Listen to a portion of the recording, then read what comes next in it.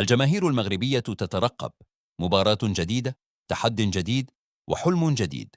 المنتخب المغربي يدخل اللقاء القادم وكل العيون عليه. فما الذي يحتاجه المغرب ليفوز؟ المنتخب المغربي اليوم ليس كما كان في السابق.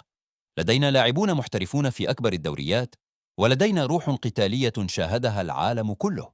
أسماء مثل أشرف حكيمي، حكيم زياش، وسفيان أمرابط قادرة على صنع الفارق في أي لحظة.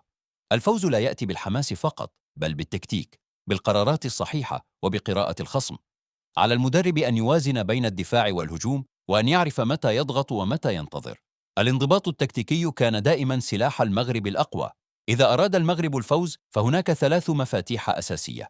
1. التركيز منذ الدقيقة الأولى، لا أخطاء مبكرة، لا تهاون. 2. استغلال الفرص، الفرصة الواحدة قد تصنع مباراة كاملة. 3.